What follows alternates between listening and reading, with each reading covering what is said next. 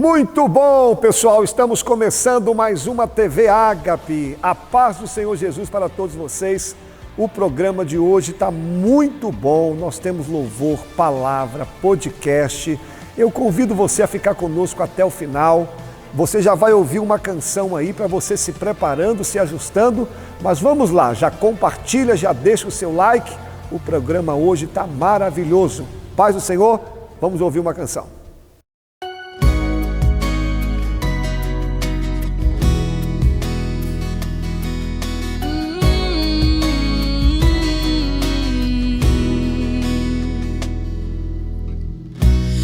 Preciso transformar pedras em pães para provar que no deserto tu estás cuidando de mim. De um lugar alto não vou me lançar só pra demonstrar o teu poder. Eu não preciso ver fenômenos pra crer em ti. Não troco nossa comunhão pelo prazer de conquistar palácios, riquezas. Como um deserto isso vai passar, por isso resistindo estou. E quando a minha força se esgotar, o teu anjo vai me alimentar. Te adorar é o que sustenta-me de pé.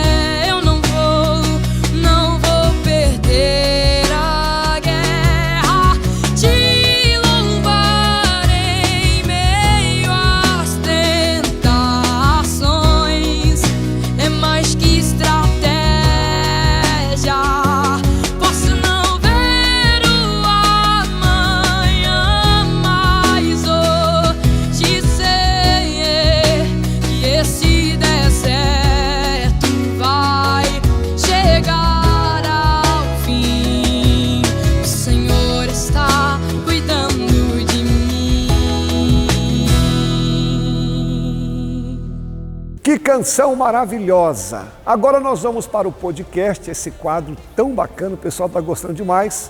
E agora eu vou conversar com a pastora Ana Cris, essa psicóloga tão conhecedora da área. Esse bate-papo aqui agora vai te edificar. Acompanha conosco aí. Pessoal, nós estamos aqui para mais um podcast Ágape, é um prazer enorme estar aqui com vocês. E hoje nós temos a honra, o privilégio de receber aqui a pastora Ana Cris, que ao lado do seu esposo, o pastor Alaís, são pastores da Igreja Batista Ágape do bairro Jardim Vitória. Esse casal que eu tenho um carinho muito grande. E a pastora Ana, acredito que todos saibam também, uma psicóloga, uma grande referência aqui na área. Pastora, aperta minha mão aqui. É um prazer enorme ter a senhora aqui conosco. Cumprimento o pessoal aí para a gente já começar o nosso bate-papo. Seja bem-vinda. Obrigada, quero agradecer a oportunidade de estar aqui e com a participação de um tema muito importante, né, pastor? Hoje nós vamos falar um pouquinho sobre a ciência e a religião. Um assunto que às vezes pode causar um pouco de confusão, mas a pastora Ana vai esclarecer tudo aqui pra gente, algo importantíssimo para a nossa vida. Pastora Ana, então para nós começarmos aqui o bate-papo, eu sei que tem muita coisa para a gente aprender. É possível separar a religião da psicologia? Explica para nós um pouquinho sobre isso, por favor. Sim, para ter propriedade para falar de um tema tão importante como esse, e eu achei muito viável a iniciativa, primeiro eu quero dizer, né, minha profissão e formação. Eu sou psicóloga e atualmente agora concluí uma pós-graduação em neuropsicologia e também na terapia que é aplicada ao ABA, que são as doenças na infância que desenvolve no neurodesenvolvimento, autismo, TDAH, o TOD, e estou nessa área, estou cada dia mais apaixonada por ela. Então hoje eu vim com o propósito de trazer às vezes uns conceitos que a população precisa aprender. Então a primeira coisa que a gente precisa, separá-los e conceitualizá-los. Que durante um tempo, pastora, tinha até uma barreira, né? Os pastores não aceitavam a ajuda de um profissional da área, e isso causou muito atrito e muita confusão. E é um prazer ter a senhora aqui para nos esclarecer, que a gente sabe que é uma profissão que nos ajuda muito, né? Então, Pode dar sequência, pastora. Ainda existem alguns casos, graças a Deus, a igreja cresceu muito em relação a isso, de ter essa ciência hoje como um aliado. Então, a primeira coisa que nós vamos fazer é conceitualizar. O que é religião? Religião, ela é uma crença de um ser superior ou um poder maior do que o do ser humano, que direciona e altera o destino daquele que tem ela. Verdade. Independente da religião, tá? A religião é esse ser que eu reconheço. Nós, como cristãos, reconhecemos Deus, o Criador, Cristo, o Salvador, e o Espírito Santo, o Consolador.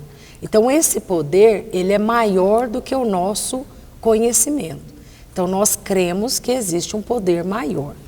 Agora, quando fala da psicologia, a gente está falando de uma ciência que ela é dotada e estuda e se interessa por todos os processos mentais, sentimentos, comportamentos, emoções, o desenvolvimento humano acerca da sua esfera emocional. Ele estuda esse comportamento humano. Então, quando anda a psicologia com a religião, nós percebemos que ela nunca foi uma inimiga. Mas uma aliada, né? Mas uma aliada. Até porque o nosso maior psicólogo é Jesus. É Jesus. Ele sempre acolheu, sempre ouviu, sempre respeitou, e ele deixa esse legado para a nossa ciência que estuda os comportamentos. Então eu fico muito lisonjeada de ter essa profissão como um segundo amor da minha vida, porque o primeiro é Jesus. O segundo é aquilo que eu faço. Eu acredito na motivação humana, acredito que o homem se transforma, que o homem melhora e que o homem é muito mais capaz do que ele mesmo próprio acredita. A senhora está há quantos anos no ramo já, pastora, como psicóloga?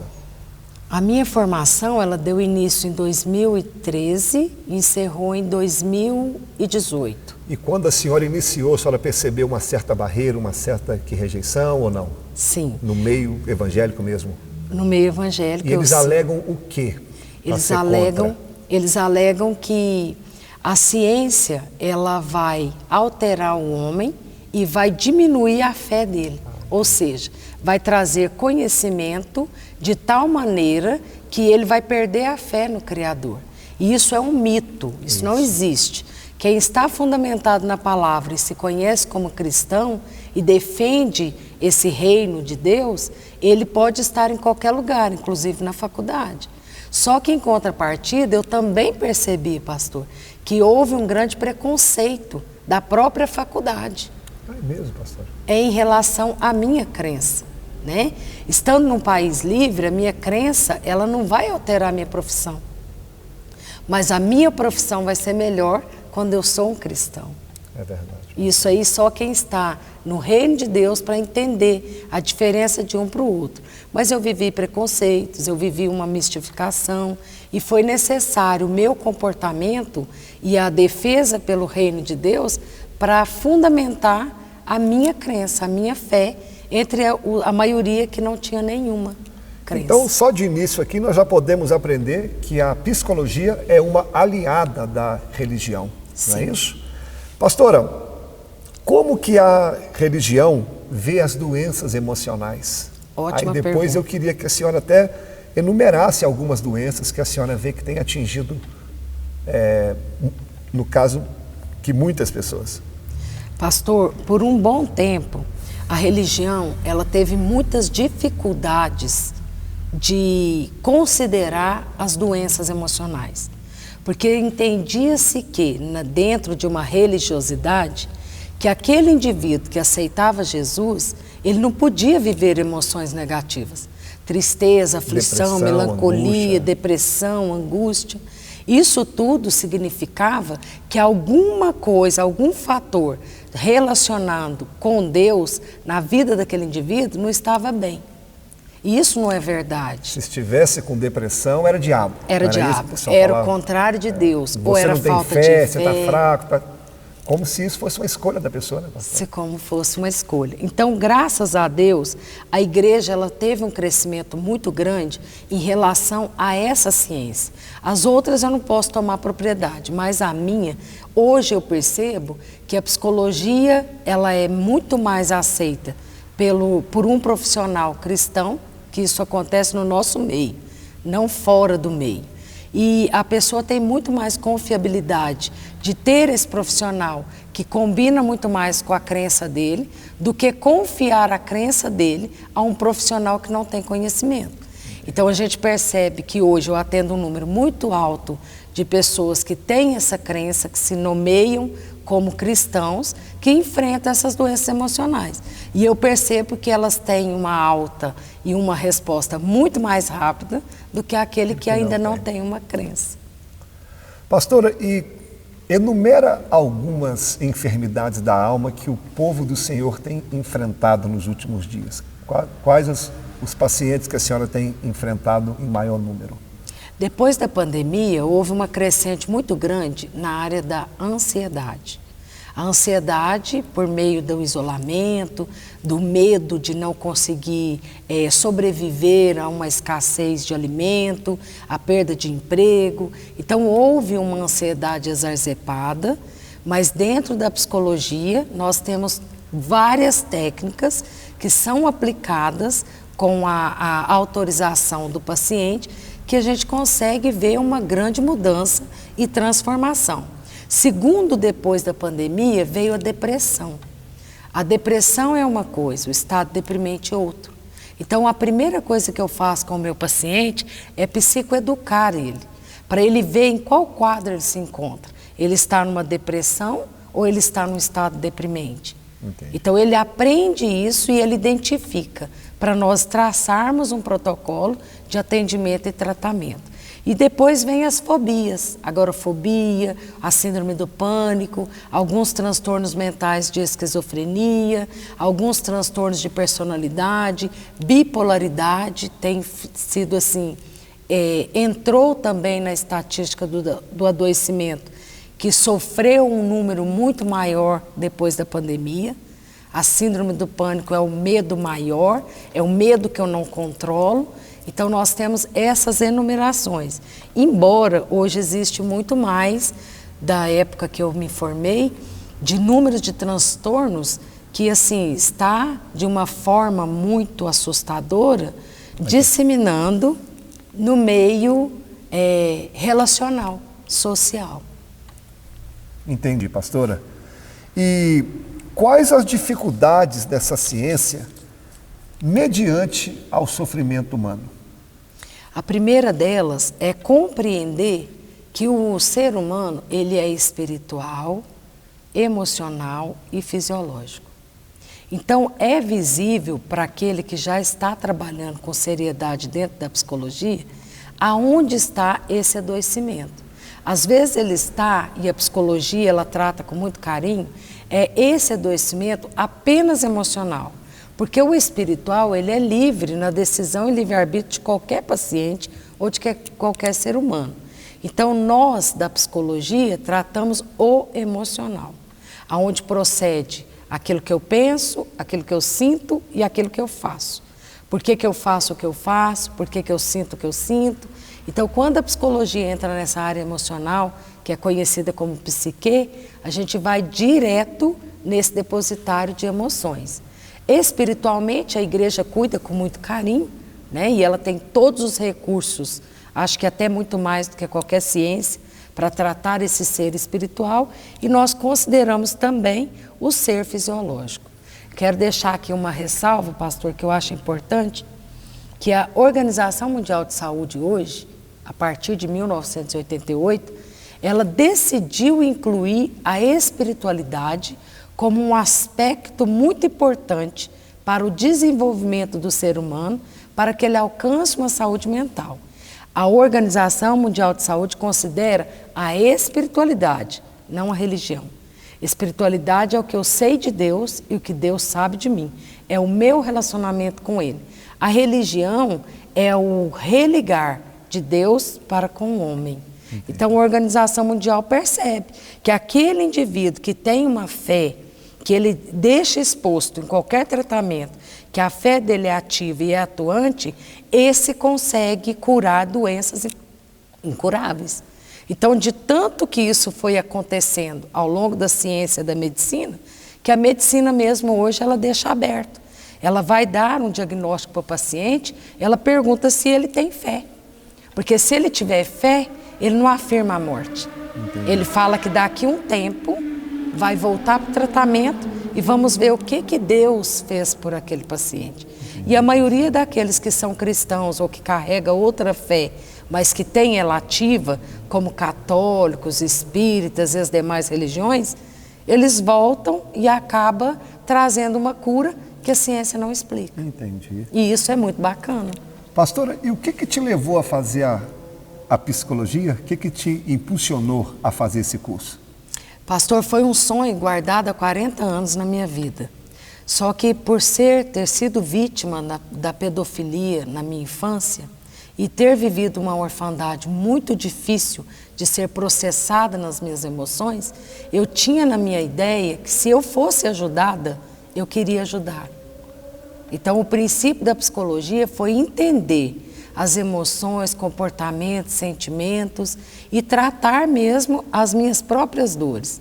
Quando eu percebi que isso era possível, então eu encontrei na psicologia um caminho que conciliava com o dom, com o perfil daquilo que eu queria. Então, a psicologia, para mim, como eu disse, ela é a minha segunda paixão, meu segundo amor. Eu amo o que faço com muito carinho e procuro ter excelência para atender aqueles que de mim precisam. Amém. Pessoal, pena que o tempo voa. Se eu pudesse, eu ficava aqui 1 hora, 2 horas com a pastora Ana. É tanto conhecimento, é tanta coisa que dá vontade de ficar mais. Mas, pastora Ana, para nós encerrarmos aqui, qual o conselho que você deixa aí para os ouvintes? Quem sabe tem alguém nos ouvindo agora que está vivendo alguma crise de ansiedade, depressão, angústia. Qual o conselho que você daria associando a nossa crença com a psicologia? Quem sabe tem alguém nos ouvindo que está precisando disso e nada melhor do que a senhora para dar um conselho para eles. Na verdade, eu quero encerrar aqui aconselhando aos que nos acompanham com um versículo que está lá em Provérbios 23, 7, que diz assim: assim como o homem pensa que ele é, assim ele será. Então, às vezes, o nosso pensamento, ele é ignorado e não nos percebemos que a força maior da realização e da paralisação humana, ela vem desse pensamento. Então, imagina, a Bíblia já deu o caminho, a trilha para esse caminho. Se você pensa coisas positivas a seu respeito, pode esperar que vão se concluir. Mas se você pensa coisas negativas a seu respeito, pode esperar que você será paralisado. Então, encontrar um equilíbrio naquilo que pensa, naquilo que sente, naquilo que faz, é responsabilidade de todo indivíduo, que seja de qualquer crença ou religião, de buscar para si próprio. É uma busca individual. Então, se você tem dificuldades emocionais, não fique parado. Procure pela ajuda. Não fique sofrendo sozinho, porque para tudo a ciência da psicologia tem uma resposta. E se tem uma resposta, tem uma técnica. Se existe a técnica, vai existir um método. E o método vai conciliar com a sua realidade. Então, não fique sofrendo sozinho. Procure ajuda. E não esperar também piorar, né, pastor? Tem gente que espera chegar no fundo do poço. Se tivesse procurado ajuda antes, a solução viria mais rápido. Pastor, 80% das pessoas que cometem autoextermínio nunca procuraram ajuda psicológica. Meu Deus. É uma realidade muito triste. Então, a maioria das pessoas, como o senhor diz, fica esperando, às vezes, alguém perceber. Se alguém não te percebeu, faça-se percebido. Procure um pastor, procure um líder, procure um profissional, peça ajuda, porque essa ajuda, ela realmente, ela existe para todos nós. Amém. Pessoal, estamos chegando ao fim. Que bate-papo gostoso. Eu quero agradecer a pastora Ana por ter aberto mão de um tempo. Como eu disse, ela juntamente com o pastor Alaís são pastores da Igreja Batista Ágape do bairro Jardim Vitória, tem feito um trabalho ali tão bacana. Pastora Ana, Aperta aqui. Obrigado, Deus abençoe Eu que agradeço, você. pastor. E quer deixar um último conselho aí para o pessoal ou se despedir? Pode despedir. Eu quero do pessoal. agradecer o carinho de todos, né, que com a psicologia, com o reino de Deus, quero deixar um abraço fraterno aos nossos irmãos em Cristo Jesus, de todas as congregações, e quando a sua igreja precisar, não hesite em procurar ajuda. Não é vergonha nem culpa. O que nós não podemos é perder irmãos em Cristo, perder almas lá fora, por conta de não procurar ou não saber quem possa recorrer a essa ajuda. Eu me coloco à disposição. Muito bom. Pessoal, fica conosco aqui no programa, compartilha, dá o seu like aí e vamos dar sequência ao programa. Até no próximo programa com o nosso podcast. Valeu, um abraço. Espero que você tenha gostado desse bate-papo. Você está aí ligadinho conosco na TV Ágape, dá o seu like aí, compartilha. E agora nós vamos ouvir um testemunho, algo que Deus fez na vida do nosso irmão. E é isso aí, pastor Wallace, nós estamos aqui agora com a irmã Rosinei, que vai compartilhar um pouquinho conosco sobre o que Deus tem feito na vida dela. Seja bem-vinda, Rosinei, e pode ficar à vontade, compartilha conosco. Sei que Deus tem feito muitas coisas na sua vida, vai ser um prazer ouvir. Amém. Cumprimentos, né, a todos com a paz do Senhor. E o testemunho que eu quero contar, eu cheguei na casa do Senhor em fevereiro de 2009 e de lá para cá eu vivi muitos milagres. Eu vivi muitos milagres, eu prosperei na presença do Senhor, o Senhor me capacitou, me deu um trabalho muito lindo. Mas se você me perguntar hoje o testemunho que eu quero falar, é que eu e meus filhos, nós sobrevivemos à dor da morte.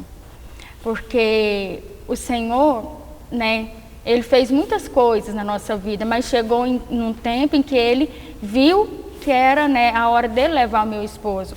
Eu sempre falo, porque o Deus, Ele é fiel no que faz. Ele sabe o que faz. E a Ele, nas mãos dele está o dom da vida. Ele dá e Ele tira. E assim Ele fez com nós. E hoje o que eu quero falar para os irmãos é, nós não entendemos a vontade do Senhor, mas nós sobrevivemos, mas nós tivemos que passar pelo processo. E a gente só sobreviveu pela misericórdia do Senhor. Porque foi aqui na casa do Senhor onde nós derramamos nossas dores aos pés dele e vivemos os milagres. O Senhor tem cuidado, tem zelado de nós e as promessas dele continuam se cumprindo. Mesmo depois da morte, nós temos vivido milagres, né? E nós sabemos que o Senhor, Ele é fiel e Ele sabe o que faz. E hoje o que eu quero deixar para os irmãos é, não questione o Senhor. Ele sabe o que faz. Amém. A gente não entende hoje, mas continue buscando a Deus, servindo a Deus. E no tempo certo, Ele vai explicar, né? E é isso que eu quero deixar para os irmãos. Talvez tenha alguém que está em casa nos acompanhando, né, que não congrega conosco aqui na igreja e que não sabe, assim, né, de como foi a sua história. Aí eu queria que você contasse só um pedacinho, né, do que foi que aconteceu, quando aconteceu, para eles entenderem, né, todo esse contexto do que você nos falou, que é tão grandioso, para a gente entender realmente que nós precisamos compreender a vontade de Deus, permanecer firme, independente se Ele fizer ou não aquilo que a gente gostaria que Ele tivesse feito, né, nesse caso. O meu esposo, ele teve Covid e o Senhor permitiu entrar na nossa casa, porque essa luta nos pegou de joelho, porque a gente já buscava a Deus, nós fazíamos a obra, nós caminhávamos junto na casa do Senhor e o Senhor permitiu. E nós orou muito, a gente pediu muito a Deus, nós implorou muito ao Senhor, mas a vontade dEle prevaleceu, porque o Senhor, Ele é soberano, Ele é soberano. E a dor que nós viveu, e foi o Senhor mesmo, porque a gente orou, pediu muito, e a vontade dEle permaneceu. Mas hoje, se perguntar o maior milagre que nós viveu, o milagre talvez nós esperava que fosse a cura dEle. Mas hoje eu como mãe, eu como esposa, eu vejo que o maior milagre foi nós permanecer na presença dEle. Foi nós permanecer, porque foi na casa do Senhor, foi aos pés do Senhor, aonde Ele trouxe a cura e o alívio. Não estamos 100% ainda, mas nós sabemos que se nós continuarmos permanecer na presença do Senhor, né, o Senhor tem nos dado motivo para sorrir. Eu vejo aos poucos a nossa vida caminhando de novo. Amém. E Deus é soberano. Glória a Ele Deus. dá e Ele tira. E se Ele fizer, Ele é Deus. Se Ele não fizer, Ele continua sendo Deus. A letra dessa canção é muito profunda. Eu tenho certeza que é uma mensagem muito especial que a gente pode deixar para as pessoas que estão nos acompanhando através da sua história, porque sabemos que muitas pessoas perderam seus entes queridos durante essa pandemia. E também fora desse contexto, né, da pandemia, muitas pessoas que perdem quem ama, e a gente tem realmente essa dificuldade em alguns momentos de aceitar. Então, o que você nos trouxe aqui hoje, eu tenho certeza que vai servir de força para as muitas pessoas que estão nos acompanhando e de exemplo também, né, que é permanecer independente da resposta, porque, como você disse, se Deus fizer, Ele é Deus, se Ele não fizer, Ele é Deus, e o que nós precisamos é realmente seguir o que a sua família fez, que é permanecer firme na casa do Senhor, servindo a Ele, confiando na soberania dEle, como vocês fizeram. Tenho certeza que esse testemunho vai agregar, né, e trazer conforto ao coração de muitas pessoas que estão nos acompanhando. Amém. E que Deus continue abençoando a sua casa, a sua família, fortalecendo vocês, porque eu sei que grandes coisas Ele ainda tem para fazer e muitos milagres você ainda vai ter para vir e compartilhar e contar, porque o Senhor é maravilhoso e continua operando sempre nas nossas vidas. Muito obrigada. Amém. Quem é que não gosta de ouvir um testemunho, hein? Testemunho edifica a nossa fé. Agora, esse quadro também muito bacana, nós vamos ver agora uma dica de um profissional. Boa noite, a paz do Senhor Jesus Cristo. Meu nome é Luana Gonçalves, eu sou técnica de enfermagem. Estou aqui hoje para dar algumas dicas para vocês que estão procurando, né, para fazer algum curso, estão terminando o colegiado agora. E o que eu tenho para te dizer é que a enfermagem, ela abrange várias áreas, né? Você pode trabalhar na área hospitalar, tanto como ali no campo mesmo, em UTI neonatal, na clínica médica, ou até mesmo no pós-cirúrgico. Eu atuo na área cirúrgica, dentro do bloco cirúrgico, e é um lugar onde eu gosto muito. Lá dentro, você pode trabalhar tanto como circulante, né, aquela que prepara a sala, aquela que faz toda a papelada, que faz relatórios, ou também como auxiliar do médico na cirurgia.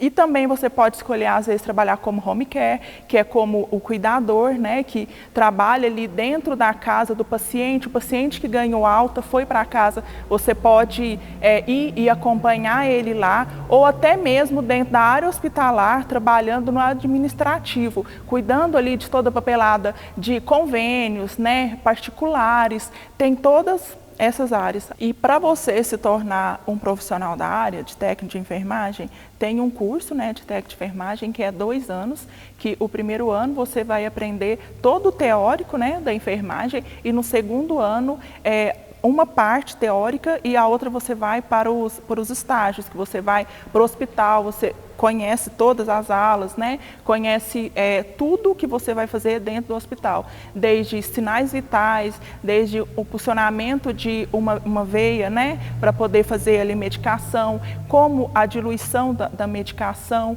e também como você vai abordar um paciente, né? As técnicas, curativos, tem muita coisa. Então, se você quer se tornar um profissional da área, procure, pesquise, né? Aqui nós temos o Colégio Berlar, que é antiguíssimo, né? E que você pode ir lá e se matricular. E para mim, uma coisa que eu amo muito é o cuidado mesmo com o paciente, né? É o cuidar de vidas. Ali você faz muitas amizades, porque você conhece muita gente. E assim, eu amo, né, a enfermagem, é uma profissão a qual eu me identifico muito. Então, se você tem essa paixão por pessoas, gosta desse cuidado, eu tenho certeza que você vai se identificar com ela. Pessoal, quero fazer um convite a você. Venha fazer uma visita na Igreja Batista Ágape. Eu estarei na porta ali, quero apertar sua mão, quero te dar um abraço. Você vai conferir agora os dias de culto, o horário. Confira aí a agenda da Igreja Batista Ágape, a igreja da sua família.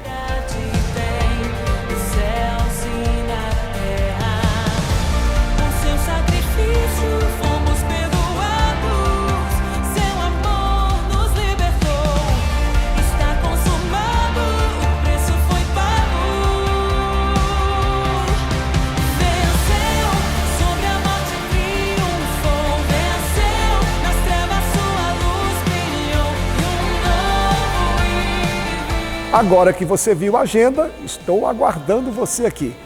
Um quadro também que o pessoal tem gostado bastante é o quadro das perguntas e respostas. Você pode me perguntar lá no Instagram, se você tiver meu WhatsApp ou no Facebook, pode fazer uma pergunta que eu vou te responder. Confira aí 2 perguntas que o pessoal me fez. É isso aí, pessoal, nós estamos para o nosso quadro aí, perguntas e respostas. Quando você quiser, você pode me perguntar, só você ir lá no Instagram, se você tiver meu WhatsApp, me pergunta que nós iremos responder aquilo que tem te colocado dúvida. Hoje eu quero responder 2 perguntas que me fizeram também. As 2 perguntas são quentes, hein? Vamos lá. A primeira pergunta, pastor, pode acompanhar aqui do lado, pastor, como fica a situação do divórcio na vida do cristão? Pode divorciar ou não pode? Como que a igreja encara isso? Meus irmãos, deixa eu dar uma resposta aqui para você, quero que você me entenda bem. Primeiro, no meio evangélico, existem 3 linhas de pensamentos. Primeiro, uma vez casado para sempre, se separou, todos os 2 estão impossibilitados de se casarem novamente. Existe uma segunda linha que diz, se por motivo de adultério, aquele que adulterou, ele não pode casar mais. E aquela que foi adulterada, aquela que sofreu a traição ou aquele, esse sim pode casar de novo. E existe uma terceira linha, a qual eu me enquadro mais, é onde você julga cada caso um caso. Vou te explicar. Por exemplo, a Bíblia diz que é em caso de adultério ou abandono do lar. Tudo bem, mas eu já aconselhei vários casais que não houve adultério, mas houve agressão física, muitas vezes a ponto de colocar a vida da pessoa em risco. Se alguém não entra no meio, matava um ao outro. Segundo, eu já vi também casos que não houve adultério, mas houve pedofilia. O marido estuprou a filha. Então, como que uma mulher tem psicológico para viver com um homem pedófilo? Eu já vi casos também que não houve adultério, mas houve cárcere privado, tantas situações que a pessoa não conseguia ficar juntos. Então, assim, como que eu analiso cada caso um caso? Porque só conhece o calor do fogo o fundo da panela. Só quem está vivendo a situação sabe o que está vivendo.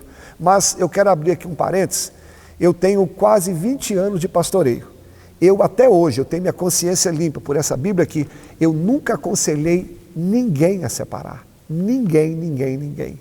Eu já peguei casos, como eu contei aqui, casos complicados, mas eu jamais disse, separa, termina, porque eu entendo que o Evangelho, ele pode transformar a pessoa. O Evangelho pode mudar qualquer pessoa. Da minha boca, você nunca vai ouvir eu mandar ninguém separar. Mas se a pessoa vê que não quer mais e que não dá mais, quem sou eu para dizer que não? Porque, eu repito, cada caso é um caso e só quem está vivendo a situação sabe. Tá bom? Espero que Deus tenha falado com você. Só que, parênteses aqui, o casamento é algo santo. Tanto é que a primeira instituição que Jesus fez, que Deus fez no Éden, não foi o trabalho, não foi a igreja, foi o casamento. O primeiro milagre que Jesus fez também foi a transformação de água em vinho em um casamento. E a volta de Cristo é comparado como o noivo que é ele se encontrando com a noiva que somos nós. Então o casamento é sagrado e que você valorize o teu cônjuge, lute até o final, tá? Vamos lutar pela nossa família. Agora, pessoal, tem outra pergunta, essa aqui é polêmica demais da conta, eu sei que nem todos vão concordar comigo, mas eu tenho que ter a minha linha de raciocínio e minha base bíblica. Essa pergunta acompanha conosco aqui. Pastor, maldição hereditária. E aí, existe maldição hereditária, sim ou não? Vamos lá. Isso é uma linha, como eu disse aqui, muito polêmica e muito complicado. O que seria essa maldição hereditária? Tem pessoas que acreditam que o mal vai passando de neto, do vô, depois para o pai, depois para o filho, depois para o neto, e é uma maldição que jamais tem fim. Por exemplo, o vô era alcoólatra. Aí o pai se tornou alcoólatra, aí o filho foi alcoólatra e o neto será alcoólatra. Então são maldições, coisas que vão passando de geração para geração. Eu particularmente, eu não creio em maldição hereditária na vida de quem é cristão. Agora uma pessoa que não tem Jesus, que não tem cobertura espiritual, que não tem Cristo como a sua base, aí sim eu acredito nesse caso. Acredito que o demônio vai destruir a família toda se a pessoa não tomar uma poção, porque o que nos blinda disso é a presença de Jesus. Porque olha o que diz Gálatas 3, versículo 13. Cristo nos resgatou da maldição da lei, fazendo-se maldição por nós, porque está escrito, maldito todo aquele que for pendurado no madeiro, para que a bênção de Abraão chegasse aos gentios por Jesus Cristo e para que pela fé nós recebamos a promessa do Espírito. Então, para resumir aqui, na vida do cristão não existe maldição hereditária, porque Jesus naquela cruz, Ele me salvou, me libertou. Se tinha alguma maldição na vida do meu avô, na vida do meu pai, acabou em mim, porque quando eu aceitei Jesus, toda maldição caiu por terra. Agora, abrindo um parêntese, tem comportamentos que a gente aprende com os pais. Aí não é maldição, aí é comportamento. Aí não tem nada a ver com maldição, aí tem a ver com atitude, com postura. Não é porque o meu pai bebeu que eu vou beber, não é porque o meu avô faliu que eu vou falir. Tudo é questão de comportamento. Cristo veio para nos mudar tudo, mudar o lado espiritual, mudar o nosso lado mental. Então mude as suas atitudes em Cristo Jesus, que nenhuma maldição vai te alcançar, porque Cristo, ao morrer naquela cruz, nos libertou e nos perdoou. Valeu? Quando quiser fazer uma pergunta, estamos aí para te responder. Deus abençoe. Espero que eu tenha respondido a sua pergunta. Quando você quiser me perguntar, estou aí. Agora nós vamos para esse quadro novo, Minha Família no Altar, onde você vai conferir aí uma dica muito importante para a sua família. Vamos assistir. Isso aí, pastor Wallace. E hoje no quadro Minha Família no Altar, nós estamos aqui com um casal abençoadíssimo e muito querido aqui da nossa igreja, a Marina e o Tiago, que vão falar um pouco da família e o relacionamento com Deus e como isso tem beneficiado o lar deles. Primeiramente, paz do Senhor, muito obrigada pela participação de vocês. Marina, há quanto tempo vocês estão juntos? Boa noite, graça e paz. Eu e o Tiago temos 7 anos de casado. E desse relacionamento nós temos 2 filhos, né? A Maite e o Benjamin. Marina, no começo do relacionamento de vocês já eram cristãos? Sim, né? Eu vim de um lar cristão já. E aí eu conheci o Tiago antes da gente ser evangélicos, mas viramos apenas amigos. E aí depois, quando a gente se encontrou mais tempos na frente, que ele também já estava na igreja e eu também, a gente começou a se relacionar e casamos em Cristo. Marina, e como esse relacionamento com Deus tem beneficiado o lar de vocês? Eu acredito que Deus, ele é a base do relacionamento, na verdade, né? Se Deus não estiver no centro do casamento, a gente vai encontrar bastante dificuldades que dificilmente vai conseguir ser resolvida.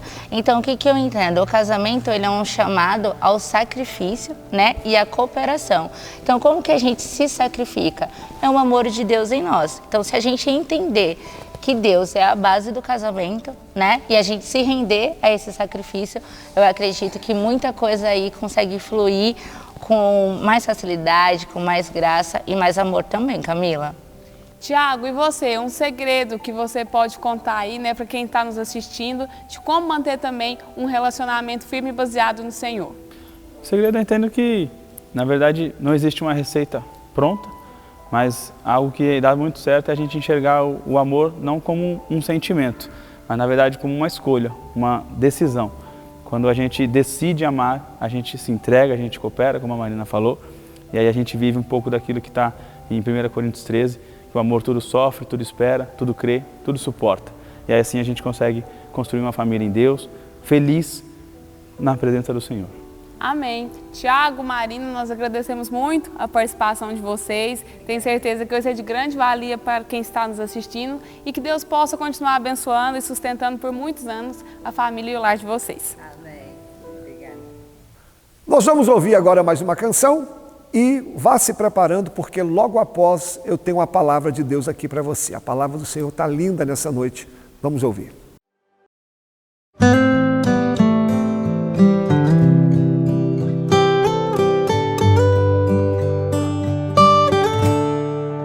O meu combustível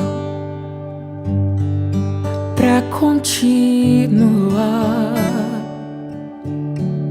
Jesus é a calmaria, o aconchego dos meus dias, o meu alicerce, pra não desistir. Não tá sendo fácil aqui, mas eu tenho que seguir. Tá tão complicado, Pai. Eu confesso, eu tô cansado e não quero mais. Tô exausto e com medo. Tem dias que o peito aperta, tem dias que o fardo pesa. Nem que fosse arrastando, eu não volto pra trás. Fica aqui comigo e não sai mais. És o meu alívio, tudo que eu preciso, bem aqui comigo pra eu continuar. Que me impulsiona todos os dias pra eu não parar. Tu és o motivo, Jesus, que eu tenho pra avançar. És o meu alívio, a força e o ânimo que eu necessito pra prosseguir. Se eu não desisti, o motivo é porque sempre esteve aqui. Nos piores momentos, dizendo que nunca desiste de mim. Pra onde eu irei se o que eu preciso só encontro em ti?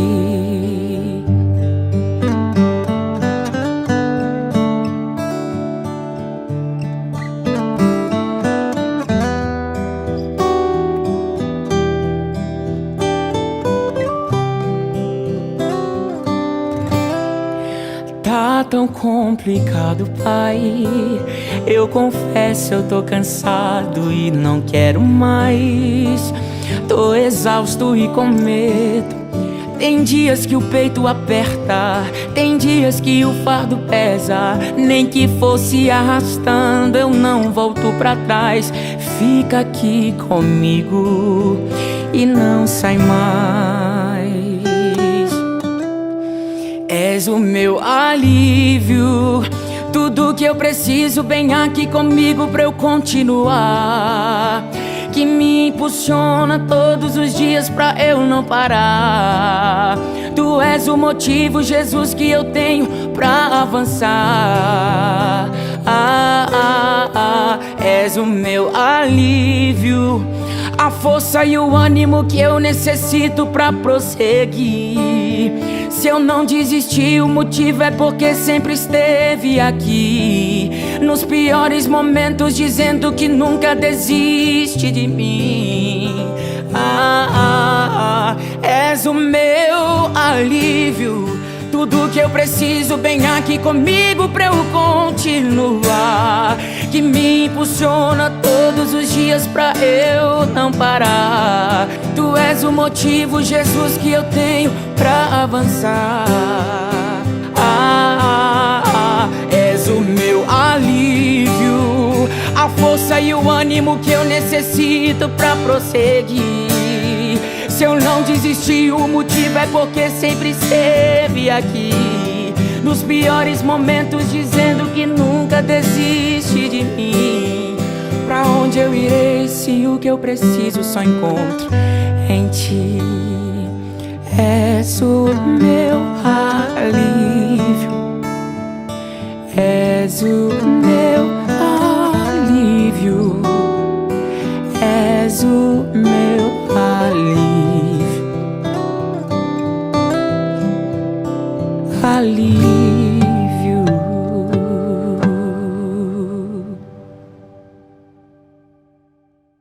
Meus irmãos, vamos ouvir uma porção da palavra do Senhor. Evangelho de João, capítulo 6, diz assim: depois disso, partiu Jesus para o outro lado do mar da Galileia, que era o mar de Tiberíades, e grande multidão o seguia, porque viu os sinais que operava sobre os enfermos. Jesus subiu ao monte e se assentou ali com seus discípulos. A Páscoa, que era a festa dos judeus, estava próxima.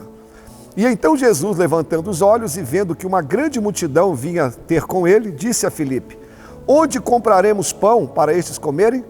Mas ele dizia isto apenas para os experimentarem, porque ele bem sabia o que havia de fazer. Filipe respondeu-lhe: 200 dinheiros de pão não lhe bastarão, para que cada um deles come um pouco. E um dos discípulos, chamado André, irmão de Simão Pedro, disse: está aqui um rapaz que tem 5 pães de cevada e 2 peixinhos. Mas o que é isso para tanta gente? Disse-lhe Jesus: mandai assentar os homens. E havia muita relva naquele lugar. Assentaram-se, pois, os homens em número de quase 5.000.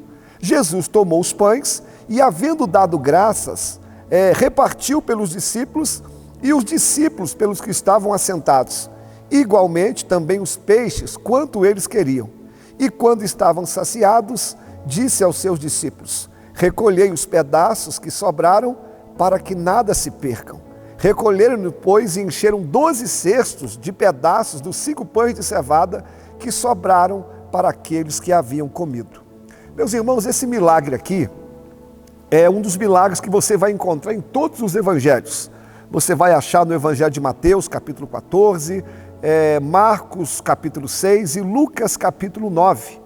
E só a nível de introdução aqui, esse não é o primeiro milagre da multiplicação de pães que tem na Bíblia. Porque se você ler 2 Reis, capítulo 4, versículo 42, o profeta Eliseu já vai fazer uma multiplicação dos pães, onde com 20 pães de cevada, ele vai alimentar 100 homens. E este também não foi o único milagre da multiplicação de pães que Jesus fez, porque em Mateus capítulo 15, Marcos capítulo 8, relata uma segunda multiplicação de pães que Jesus fez. Porém, ele só tinha 7 pães e alguns peixes. Ele vai saciar 4.000 homens. São milagres semelhantes, mas esse aqui, Jesus alimenta muito mais pessoas com menos recursos, né? Esse é o primeiro milagre, e no segundo milagre ele tinha só 7 pães, e é o que ele possuía em mãos. Mas não importa se é muito ou pouco, se Jesus está presente, a transformação, a providência vai chegar. Tá? Só que é só a nível de introdução. Vamos aprender então algumas lições que estão aqui nesse texto. Os discípulos de Jesus estavam num batidão muito grande. Jesus havia comissionado os seus discípulos para pregar o evangelho, e eles estavam indo de 2 a 2, pregando, curando, expulsando alguns demônios. E logo após esse batidão, Jesus chama os seus discípulos e os levam a um lugar à parte para que eles possam descansar. Por quê? O descanso também faz parte. O repouso faz parte. Então aqueles homens saíram com Jesus para descansar, para repousar. E quando aqueles homens, juntamente com Jesus, chegam no alto de um monte, ali estava uma grande multidão esperando Jesus. Não se sabe como aquela multidão chegou ali, mas quando Jesus olha para aquele povo, olha para aquela multidão, Jesus enxerga eles como ovelhas que não têm pastor. E Jesus então vai falar com os discípulos: alimenta esse povo, dê de comida a esse povo. E aqui eu começo a aplicar. Os planos foram frustrados. Aqueles homens planejaram descansar. Eles planejaram ir para um lugar à parte para descansar com Jesus, mas repare que os planos foram frustrados. As coisas não aconteceram do jeito que eles planejaram. E isso acontece também na nossa vida. Às vezes as coisas não acontecem da forma que a gente planeja. A gente planeja um casamento, planeja uma faculdade, a gente planeja a construção de uma casa, a gente planeja os filhos, mas infelizmente às vezes os nossos planos são frustrados. Mas sabe o que nós podemos aprender à luz desse texto? Humanamente falando, parece que os planos dos discípulos foram frustrados, mas aqui diz que Jesus sabia muito bem o que ele estava fazendo. Isso nos ensina que quando os nossos planos são frustrados aqui, nada mudou no céu. Se os nossos planos saíram errados aqui na terra, nada saiu do controle de Deus. Então, quando os planos forem frustrados, significa que Deus tem algo para realizar, significa que Deus tem algo para fazer, porque foi através dessa mudança de planos que os discípulos iriam contemplar esse grande milagre da multiplicação dos pães. Então, se algo na sua vida saiu do seu controle, se as coisas não saíram do jeito que você planejava, nada saiu do governo de Deus, e essa mudança de plano significa que vai ter milagre, vai ter multiplicação de Deus na sua vida. Os discípulos agora estão com uma grande multidão para alimentar. Jesus manda esses discípulos alimentarem essa grande multidão. E Felipe, que está ali, fala: Senhor, eu sou dessa região aqui, nós não temos material suficiente para alimentar esse povo. E eles vão dar algumas desculpas. Primeiro, o lugar é deserto, aqui não tem recurso. Segundo, eles vão falar: Senhor, o tempo já está tarde. Ou seja, o tempo não ajuda. E terceiro, eles falaram assim: nem 200 dias de trabalho a gente conseguiria alimentar esse povo. Ou seja, nós não temos recurso. Geralmente, como esses discípulos também, tem hora que a gente se vê diante de uma situação tão complicada, diante de um problema assim tão difícil, que a gente usa essas mesmas desculpas. Primeiro, o lugar onde eu estou não me ajuda. Segundo, eu não tenho mais tempo, o tempo é pouco. E terceiro, eu não tenho recurso. Quem sabe você se encontra diante de uma situação que você está desse jeito. Mas sabe o que é lindo nessa história? Essa situação aqui, esse problema veio acontecer à tarde. Mas pela manhã, uma mãe, que a Bíblia não cita o nome, e uma criança também, que a Bíblia não cita o nome, pela manhã, antes daquela criança sair de casa, a sua mãe vai dizer assim: filho, coloca na sua bolsa aqui 5 pães e 2 peixinhos. Aqui eu já consigo ver a soberania de Deus. Um problema que só iria acontecer à tarde, Deus já havia providenciado o recurso pela manhã. Isso é maravilhoso, porque o nosso problema não pega Deus de surpresa. Para esse problema que chegou na sua vida agora, a qual você está pensando que não tem mais saída, Deus já fez a providência antes. Deus já fez com que o recurso acontecesse antes. Então o nosso problema aqui não pega Deus de surpresa, porque para um problema que só chegou à tarde, Deus já tinha providenciado o recurso pela manhã. Agora, como que o milagre aconteceu na vida desses homens? Esses homens precisavam de alguma coisa para alimentar esse povo. Então, eles não ficam parados. Eles vão fazer alguma coisa. Por quê? Quando você não souber o que fazer, faça alguma coisa, reaja, vai à igreja, vai orar, porque se você ficar parado, aí a situação não muda. E aqueles homens então começam a sair no meio da multidão procurando alguma coisa. E o texto vai dizer que um menino estava ali em volta daqueles discípulos. Quem sabe aquele menino está falando: tio. E como as crianças não eram contadas, talvez os discípulos falaram: menino, espera um pouquinho. Mas tio, menino, espera um pouquinho. Sabe o que é interessante nessa história? As crianças e as mulheres não eram contadas naquela época. Mas o recurso vai sair justamente de um menino. Por quê? Para nos ensinar que o trabalhar de Deus é tão maravilhoso, que Deus sempre envia um recurso de onde a gente menos espera. Aqueles homens acharam que o recurso iria sair dos homens, de alguém grande, de alguém maior, mas o recurso vai sair justamente de uma criança, porque essa é uma das especialidades de Deus. Ele usa o pequeno, Ele usa o fraco, Ele faz o recurso brotar na sua vida de um lugar onde você menos espera. E eu já vou liberar uma palavra aqui para você, rapaz. Jesus já preparou o seu recurso, mas ele não vai vir dos grandes, ele vai vir do pequeno. O recurso não vai vir de onde você espera, porque Deus vai fazer o recurso brotar de um lugar a qual você nem estava contando. Uma outra coisa que eu posso aprender aqui é: não permita que o problema não te deixe enxergar Jesus. Por quê? Se eu te perguntar aqui, quantos pães tinham aqui?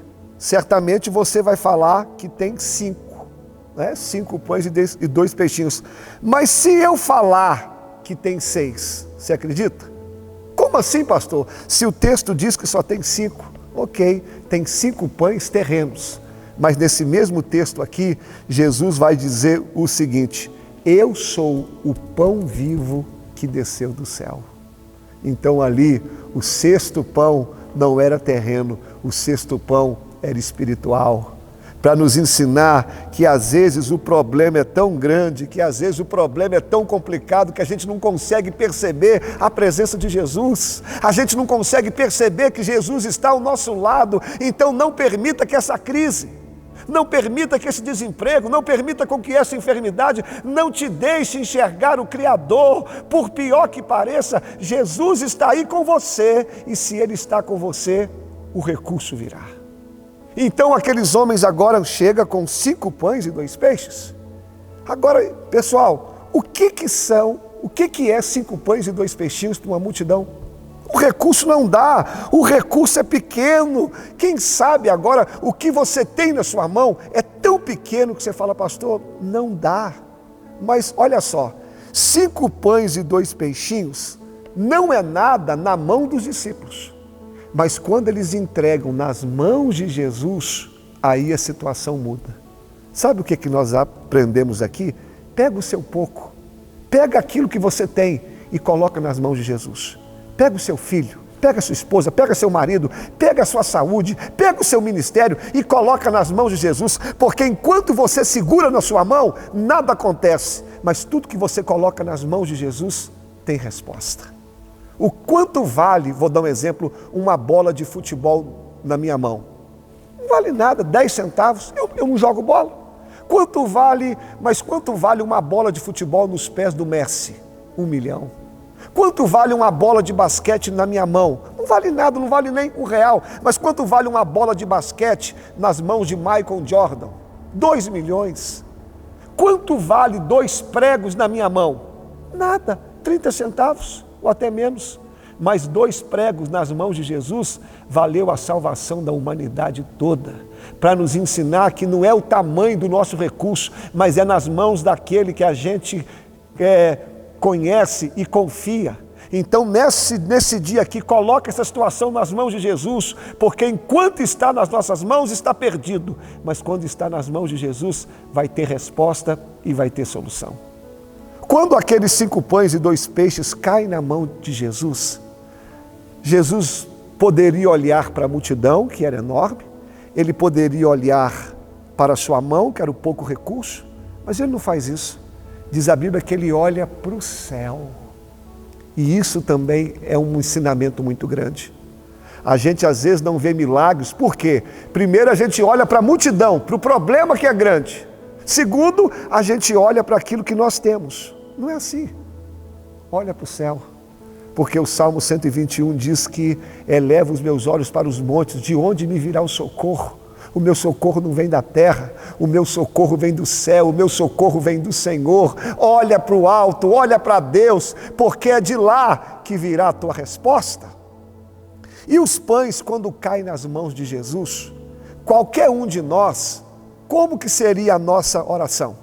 Por exemplo, Senhor, multiplica os pães. Não seria essa oração? É óbvio. Mas quando Jesus pega os 5 pães e 2 peixes, ele não ora pedindo multiplicação. A Bíblia diz que ele dá graças. Olha, irmãos, esse é o segredo da multiplicação. Não é orar pedindo para Deus multiplicar, é você aprender a dar graças com aquilo que você tem. Tem hora que a gente reclama tanto por aquilo que nós não temos, que a gente se esquece de agradecer pelas coisas que Deus tem nos dado. Porque o segredo da multiplicação é a gratidão. Agradeça a Deus por aquilo que Ele tem feito. E já chegando no ponto final, quando aqueles pães caem nas mãos de Jesus, quem é que não quer estar nas mãos de Jesus? O melhor lugar para se estar é nas mãos de Jesus. Mas quando os pães caem ali, o texto diz que Jesus começa a quebrar, a partir os pães.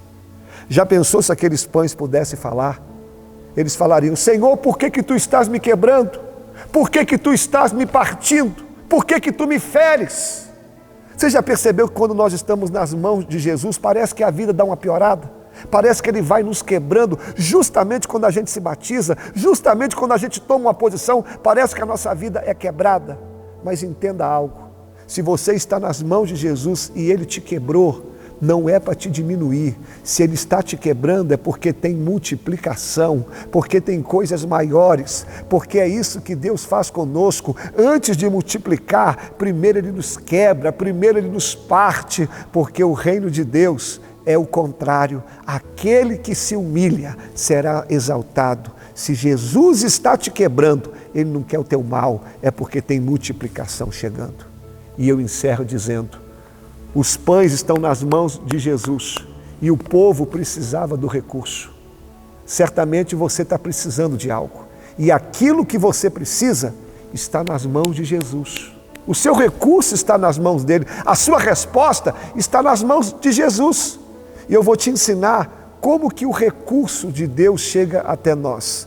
Primeiro, Jesus colocou nas mãos dos discípulos e os discípulos levaram para a multidão.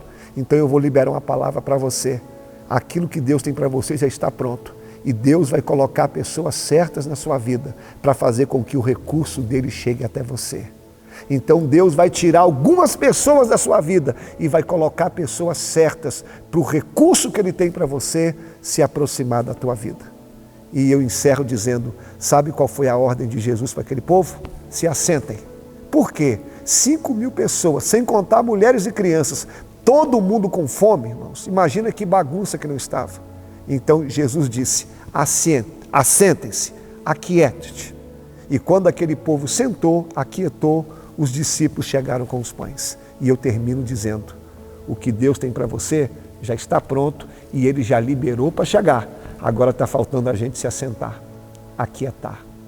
Salmo 46:10, aquietai-vos e sabei que eu sou Deus. Êxodo 14:14, vós vos calareis e eu pelejarei por vós. Se assenta, descansa, confia em Deus. Esse problema aí que mudou os seus planos, não mudou os planos de Deus. Se Ele deixou isso acontecer, é porque Ele tem milagre para acontecer. Se você está vivendo um problema insolúvel, não faça isso. Porque antes do problema acontecer, Jesus já tinha feito a solução. E não permita esse problema fazer com que você não enxergue a presença de Jesus.